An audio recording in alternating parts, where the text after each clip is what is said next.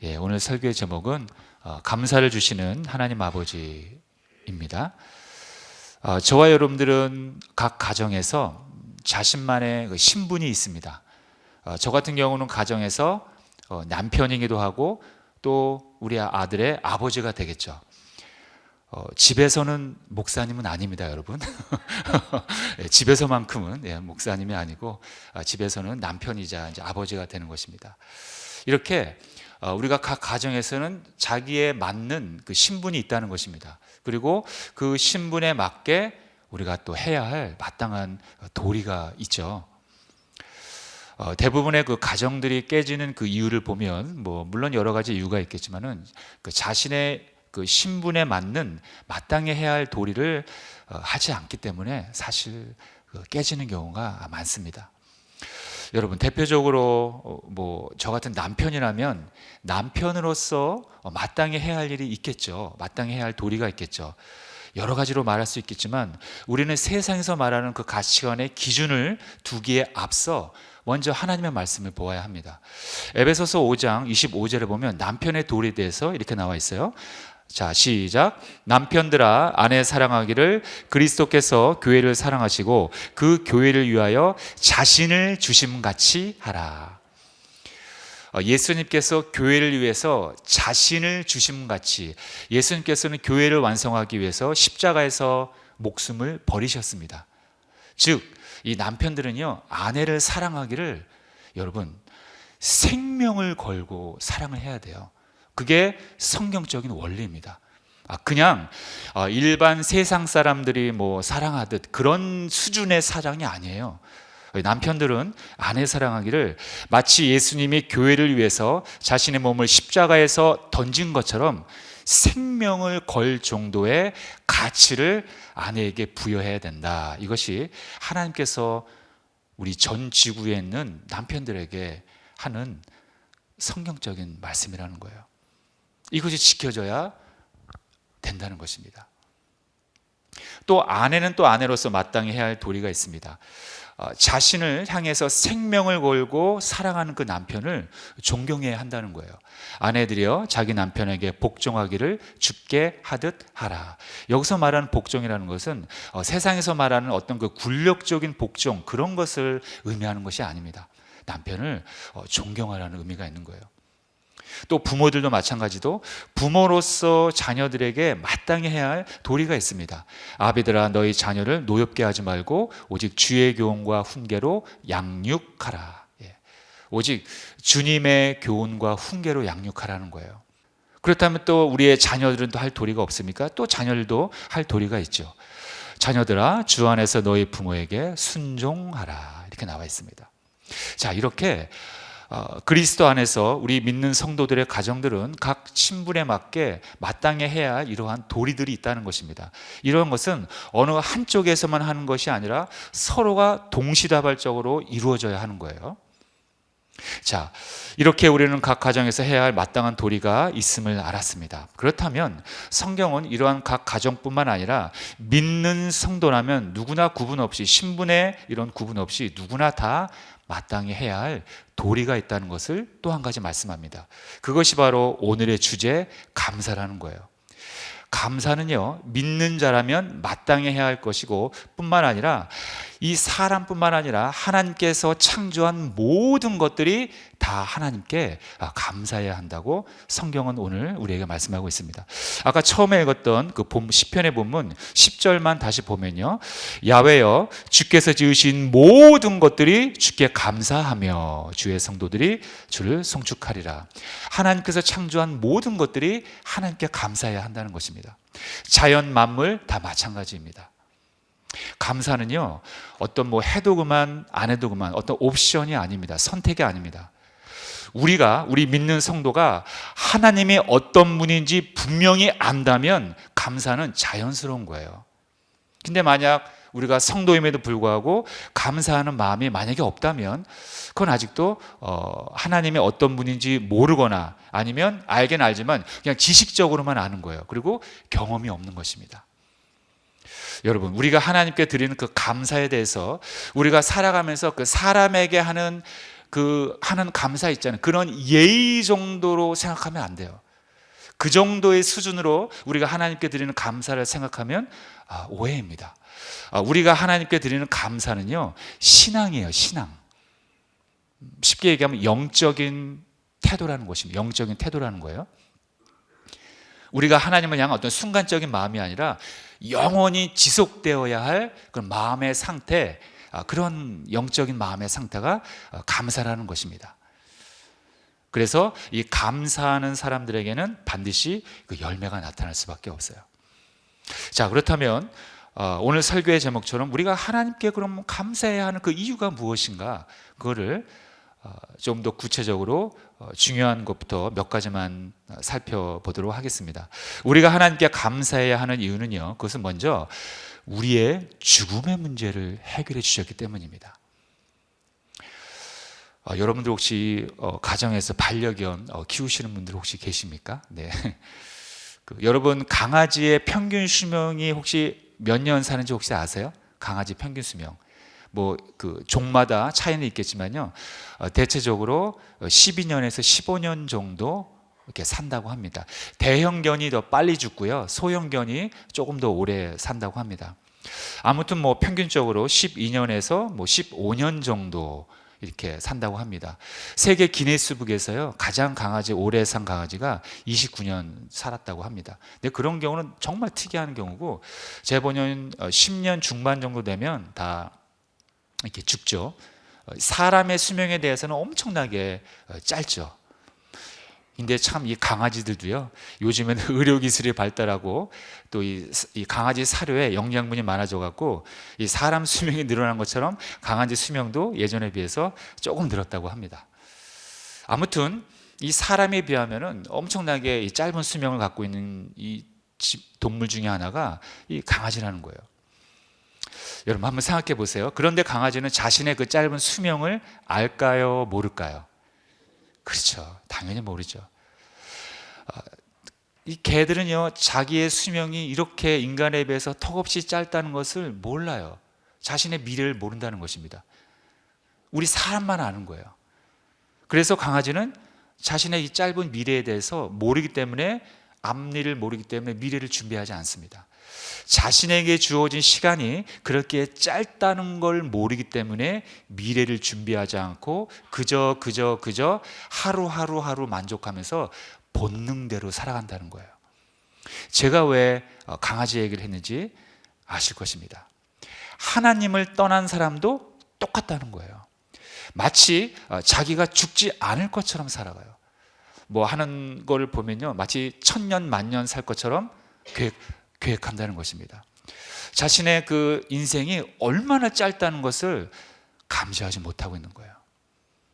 여러분, 저나 여러분들이나 우리 모든 인간들은 너무나도 짧은 인생을 살다가 하나님 앞에 심판을 받고 천국 아니면 지옥에서 영원히 있어야 합니다. 이것이 우리가 정해진 길이라는 거예요. 피할 수 없는 길이라는 것입니다.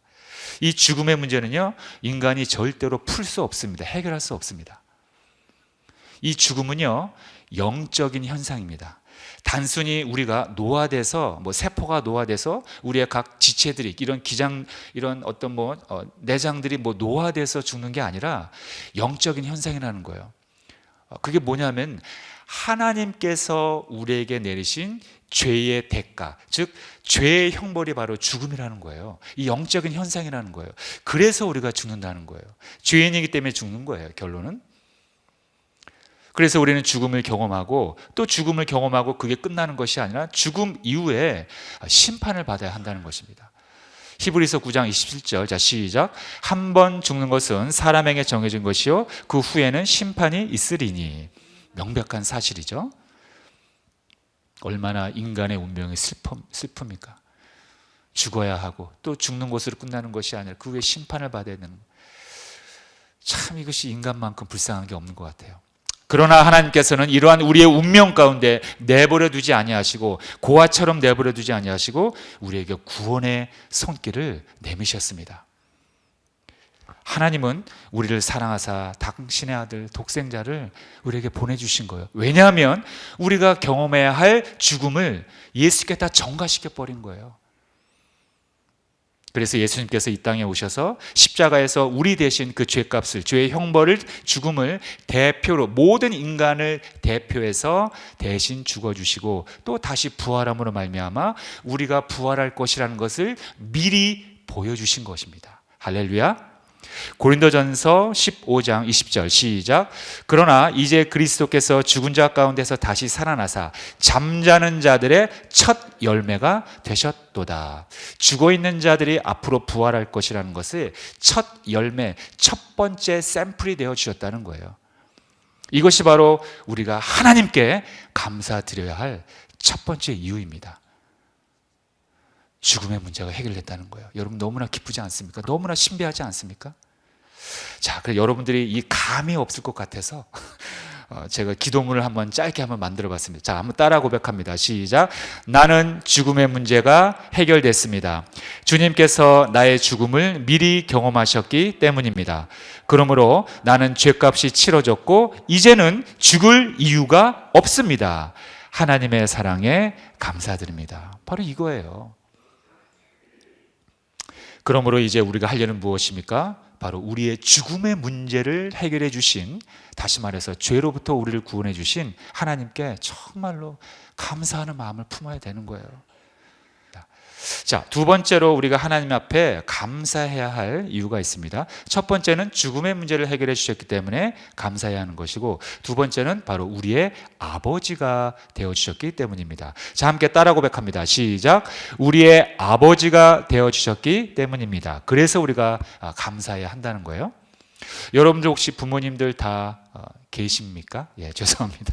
우리 어르신들, 우리 나이 좀 있으신 어르신들은 당연히 거의 대부분이 안 계신 분들이 많이 있겠지만은 부모님들은 우리가 아무리 사랑하지만은 참 안타깝지만 언젠가는 떠나야 합니다. 그리고 자녀인 우리들도 우리의 자녀들과 또 언젠가는 또 헤어져야 하잖아요. 이게 얼마나 슬픈 현실입니까? 결국 우리 인간은 모든 사람들과 결국에는 다 헤어진다는 것, 그것이 우리의 정해진 길이라는 거예요. 모든 사람들은 다 각각 개인적으로 다 헤어져야 돼요. 가족이건 배우자건 자녀들과의 관계이건 결국에는 혼자가 남는다는 거예요. 이게 얼마나 슬픈 운명입니까? 다 헤어져야 된다는 거예요. 그러나 하나님은 이렇게 우리가 헤어지는 걸 너무나 싫어하셔서 원천적으로 이걸 막으셨다는 거예요. 왜냐하면 이별의 아픔이 얼마나 큰 아픔이고 고통인지 하나님이 무엇보다 가장 먼저 아시는 분이기 때문이에요. 하나님이 그걸 어떻게 하느냐?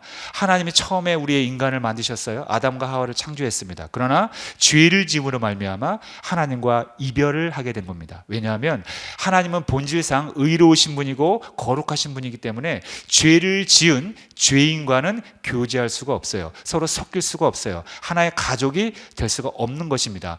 하나님 그 본질상 그것이 성립이 안 된다는 거예요. 마치 기름과 물이 서로 섞이고 싶어도 못 섞이는 것처럼 하나님과 죄인은 서로 가족이 될 수 없다는 것입니다. 이별을 할 수밖에 없다는 거예요.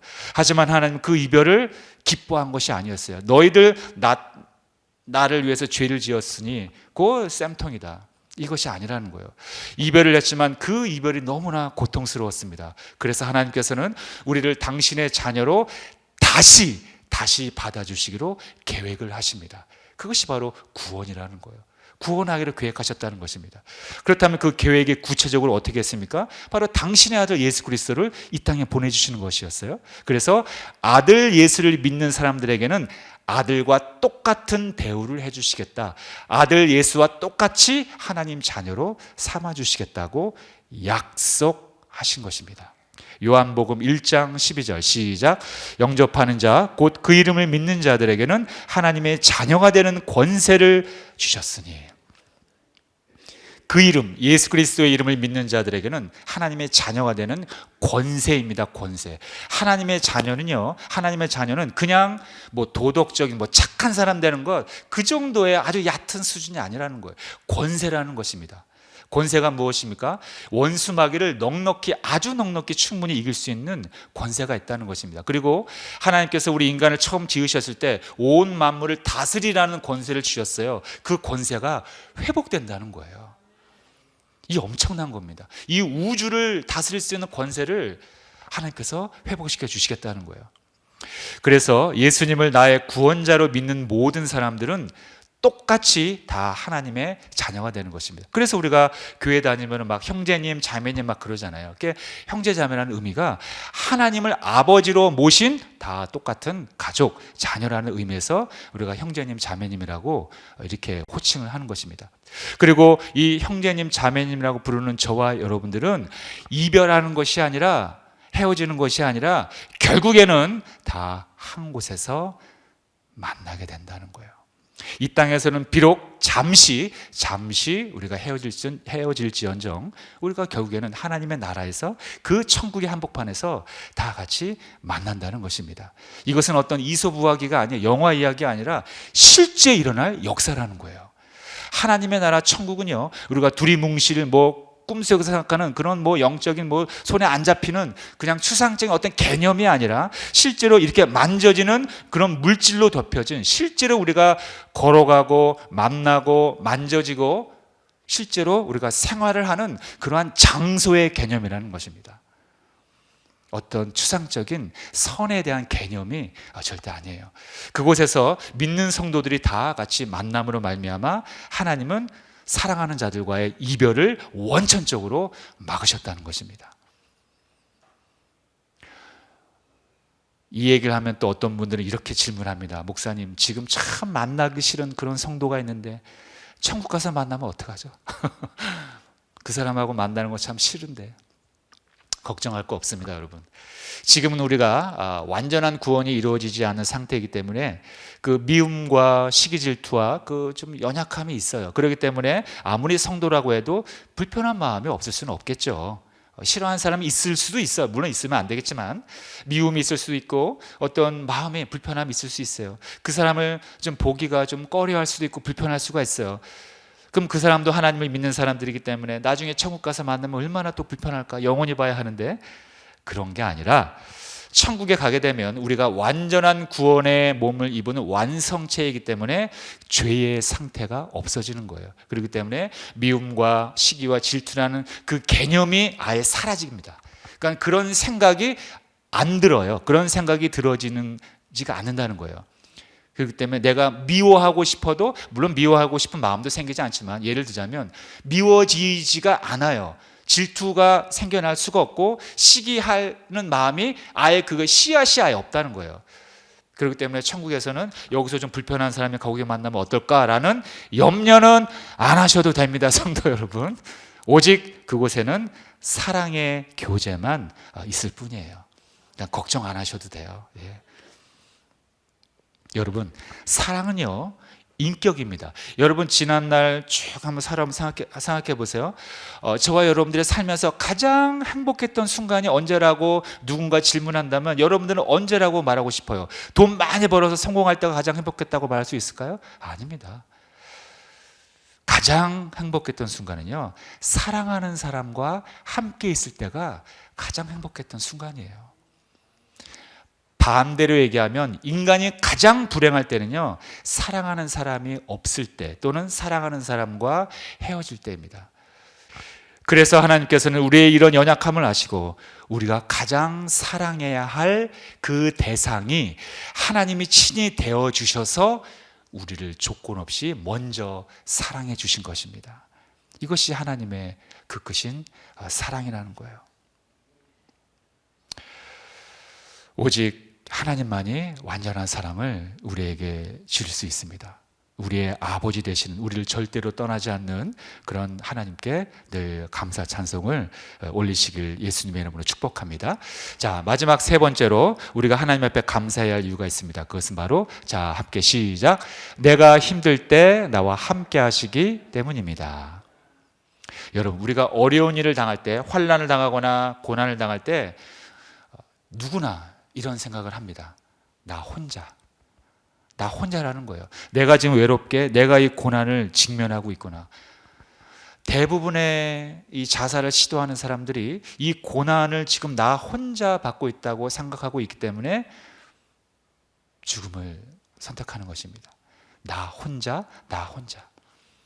그래서 자기 연민에 극심하게 빠지는 거예요. 자기 연민이 뭡니까? 자기가 자기를 동정하는 거예요. 그러니까 자기가 자기를 불쌍하게 생각하는 것, 이걸 우리가 자기 연민이라고 하지 않습니까? 뭐 심리학자들의 말에 의하면 자기 연민이 뭐 어느 정도는 뭐 필요하다고는 하는데, 이게 아주 극단적으로 너무 과하게 되면은 여러분 절망이 찾아옵니다. 여러분, 이 절망이요 완전 인간의 적입니다. 적. 굉장히 위험한 게 이 절망이에요. 그렇기 때문에 여러분들에게 만약에 이 절망이 들어온다면 절대로 이거를 수긍하시면 안 됩니다. 이거와 싸워야 됩니다. 무슨 일이 있더라도 여러분들 절망과 싸워야 됩니다. 결코 나 혼자라는 생각을 버려야 합니다. 그건 가짜예요. 가짜 뉴스입니다. 사실이야, 실제가 아니에요. 근데 우리는 스스로 속고 있는 거예요. 내가 지금 나 혼자 이 고난과 환난을 당하고 있다고, 내가 혼자 이걸 짊어져야 한다고 내가 나한테 속고 있는 거예요. 절대로 여기에 속아 넘어가면 안 돼요. 왜 많은 사람들이 속을까요? 왜 많은 사람들이 거짓말에 속을까요? 너무나 당연한 거예요. 진리에 속하지 않기 때문에 당연히 거짓의 아빈 마귀의 그 영에 속해 있기 때문에 다 지금 거짓말에 속고 있는 거예요. 우리나라 지난 5년간 보이스피싱 피해액이 여러분들 얼마인지 아십니까? 지난 5년간 이 피해액만 1조 2천억 원이라고 합니다. 여러분 1조라는 이 돈이요, 여러분들 죽을 때까지 돈 못 쓰는 돈이에요. 1조 2천억, 이게 지난 5년간 한국 사람들이 당한 보이스피싱 피해액이라는 거예요. 이 보이스피싱을 당한 사람들이 뭐 글자 모르고 뭐 귀 안 들리고 그런 분들일까요? 뭐 환자들이 아닙니다. 젊은 똑똑한 대학생들, 박사, 뭐 선생님, 변호사, 젊은 사람들, 이런 사람들이 당하는 거예요. 물론 좀 불편하신 어르신들도 물론 있겠지만은 그런 분들만 있는 게 아니라는 거예요. 많은 사람들이 진리인 예수님께 속하지 않고 거짓의 아비인 원수마귀 사탄에게 속해 있기 때문에 이런 악한 사람들의 거짓말에 다 속아서 넘어간다는 거예요. 그래서 제가 여러분들에게 누누이 말씀드리잖아요. 항상 기도하고 말씀 묵상해야 된다고요. 그렇지 않으면요, 아무리 교회 다니는 성도라 할지라도요, 방심하는 틈에 그냥 다 넘어가는 거예요. 그래서 분별력이 약하기 때문에 이단에 끌려가고 신천지에 끌려가고, 어디에 유명한 선교사님이 외국에서 30년간 돌을 닦다가 왔는데 그분한테 안수 받으면 다 쓰러지고 병이 낫는데 빨리 가자 우리. 여러분들 그런 사람 없을 것 같죠? 엄청나게 많습니다. 가서 다 돈 뜯기고 몸 뺏기고 가족이 파탄이 나고 다 그렇게 되는 거예요. 그렇게 가는 사람들이 다 무식한 사람들이냐? 아닙니다. 똑똑하고 교회 생활 오래 한 사람들입니다. 하지만 진리의 말씀에 속해 있지 않았기 때문에, 몸은 교회에 있지만 이 이성과 영은 탐심에 가까운 데 있었던 거예요. 그렇기 때문에 자기 자신을 너무 신뢰하지 마시고요, 자기 자신보다 하나님을 더 신뢰하시길 예수님의 이름으로 축원합니다. 우리가 우리 자신을 너무 신뢰하게 되면요, 완고해져요. 교만해진다는 거예요. 고집이 세진다는 거예요. 다른 사람의 말을, 조언을 듣지 않습니다. 여러분, 하나님은요 절대로 우리를 혼자 있도록 내버려 두시는 분이 아니라는 거예요. 왜냐하면요, 혼자 있을 때 우리가 죄를 짓고 혼자 있을 때 우리가 넘어지기 때문입니다. 하나님은 우리의 습성을 너무나 잘 알기 때문에 절대로 우리가 혼자 있도록 내버려 주지 않는 분이십니다. 그걸 꼭 명심하시기 바랍니다. 여러분들 특히 절망이 찾아올 때, 어떤 안 좋은 일이 생길 때, 고난이 찾아왔을 때, 어떤 마음의 심령이 너무나 괴로울 때, 그때 하나님도 함께 아파하시고 괴로워하고 계신다는 거예요. 그때 하나님을 찾으시길 바랍니다. 꼭 찾으시길 바랍니다. 자, 하나님은 우리에게 이렇게 약속하셨어요. 자, 시작. 네가 물 가운데로 지날 때 내가 너와 함께 할 것이라. 강을 건널 때 물이 너를 침몰하지 못할 것이며, 네가 불 가운데로 지날 때 타지도 아니할 것이요 불꽃이 너를 사르지도 못하리니. 이사야 41장 10절 시작. 두려워하지 말라. 내가 너와 함께함이라. 놀라지 말라. 나는 내 하나님이 됨이라. 내가 널 굳세게 하리라. 참으로 너를 도와주리라. 참으로 나의 의로운 오른손으로 너를 붙들리라. 자, 주님도 우리와 함께 하시겠다고 또 약속하셨어요. 마태복음 28장 20절 시작. 볼지어다 내가 세상 끝날까지 너희와 항상 함께 있으리라. 언제까지요? 세상 끝날까지 함께 있겠다고 분명히 약속하셨어요. 언약입니다. 하나님은 약속하시는 하나님이시고 영원히 지키시는 하나님이십니다. 여러분, 우리는 절대로 혼자가 아닙니다. 하나님은 나를 버리지 않고 끝까지 품으시는 우리의 아버지이시기 때문입니다. 그래서 최종적으로 당신의 나라에 들어올 수 있도록 우리를 이끄시는 분이라는 거예요. 그러니 우리를 절대로 버리지 않는 아버지가 되어주신 하나님께 감사하시며 사시길 주님의 이름으로 축원합니다. 사랑하는 성도 여러분, 이 감사하는 사람은요, 그래서 그 누구도 못 당한다는 거예요. 왜냐하면 감사하는 사람에게는 하나님이 함께 하시기 때문입니다. 그래서 절대로 감사하는 사람에게는요, 마귀가 들어오지 못해요. 감사를 하게 되면 이 부정적인 생각을 안 하기 때문에 마귀가 틈을 발견하지 못하는 거예요. 우리 주위에는 너무나 감사할 것이 많이 있습니다. 여러분들에게 가족이 있지 않습니까? 사랑하는 가족을 하나님이 선물로 은혜를 주셨어요. 우리 남편들에게는 아내라는 선물을 주셨어요. 또 아내들에게는 남편을 주셨어요. 또는 부모님을 주셨어요. 또 자녀를 주셨습니다. 눈에 넣어도 아프지 않을 우리의 자녀를 주셨어요. 우리의 사랑하는 또 이웃들을 주셨어요. 이 모두가 하나님이 우리에게 주신 선물입니다. 딱 감사로 여겨야 하는 거예요. 또 저와 여러분들이 이렇게 편안하게 예배를 드릴 수 있는 이 공동체를 주셨고, 이 신동탄 교회라는 아름다운 교회를 주셨습니다. 또 이렇게 코로나가 지난 이후에 첫 번째로 맞는 이 감사절을 설교문을 준비하면서 하나님 나에게 엄청난 축복을 주셨구나. 더욱더 하나님을 섬기고 나의 죽음의 문제를 해결해 주신 하나님, 나에게 영원히 나를 버리지 않는 아버지가 되어주신 하나님, 그러한 하나님이 계신데 내가 무엇을 원망할 게 뭐가 있고 누구를 미워할 일이 뭐가 있을까? 사랑하기에도 시간이 없는 이 짧은 인생인데 이 짧은 인생에 누구를 미워하고 시기하고 질투하고 이럴 시간이나 있을까? 하나님은 이 사랑 가운데서 많은 사람들을 주의 십자가로 인도하라고 하셨는데, 여러분, 우린 지금 미워할 시간도 없습니다. 시기할 시간도 없습니다. 남을 해코지할 그런 시간도 부족한 상황입니다. 여러분, 우리의 마지막 남은 이 짧은 인생 동안 오직 하나님 앞에 감사 예배를 드리며 우리와 친구 되시는 하나님을 늘 찬송하시며 사시길 예수님의 이름으로 축원합니다.